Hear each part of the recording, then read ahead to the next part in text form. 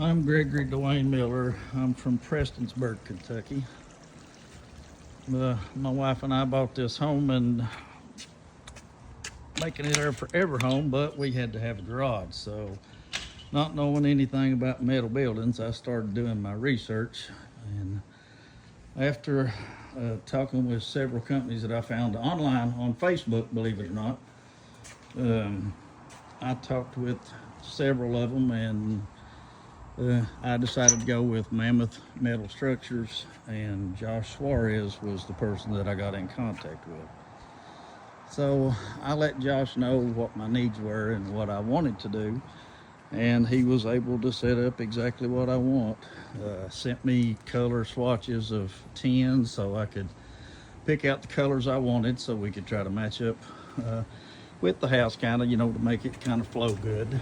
And this is the back entrance of the garage right here.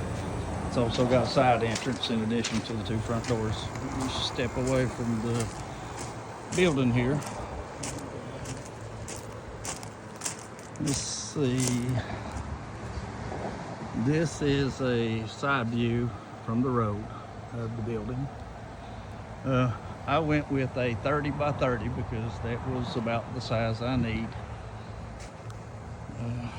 Let me give you a shot of the front. Let me get away from it for a second so you can see the whole thing.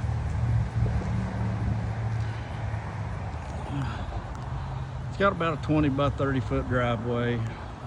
The building is 30 by 30, and I went with 6-inch thick concrete because I knew I was going to be having a lot of vehicles in and out.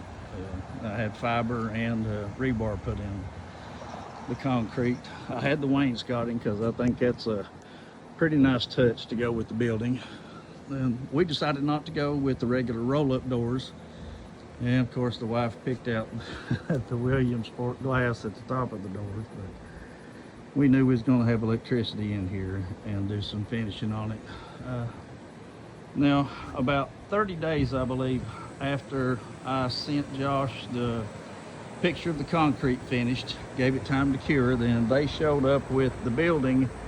And when they showed up with the building, all the welding and joints were all pre-fit for everything for these guys to be able to put together, which tickled me to death because I could actually see all the work that was done. This is the side entrance that I have from the pole area. I can come in here and come in this other side. Well, like I say, they showed up, everything ready to go. They sealed it to the ground, and then of course the wainscoting is overlapped on the outside, the 3/4 inch drop on the concrete, and that makes sure you don't get any moisture or anything coming in your garage.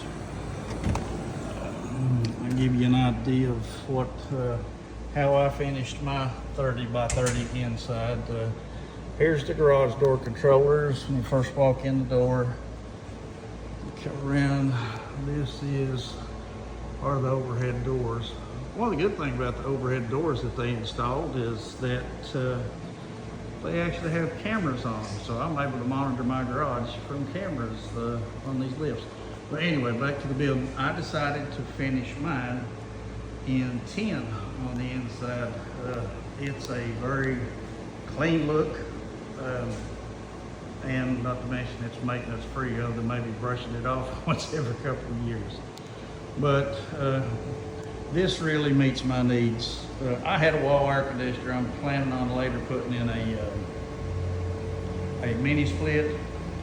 I did opt for their insulation. They've done a great job on the insulation, keeping the building good and airtight. And then we put this in, and I went with a 7-foot ceiling fan with about 12 blades on it to circulate the air, and like I say. And with this and the insulation, it's 94 here today, and it's keeping the building pretty cool. Today is July, I think, 25th. Let's see. I'm able to keep all of my tools, the Jeep, the golf cart, side by side, the Harley, the wife's car, as I call it. And this middle area, I'm gonna hang this Jeep top from the ceiling here above the Jeep. with some hanger hooks, and I'll have room here. I've got a 59 Willys Jeep I'm going to put in the center, but it was a really clean look, good LED lighting in here with the doors, and like I say, these guys showed up very professional, installed this building in a very short time. It was a little over 2 days.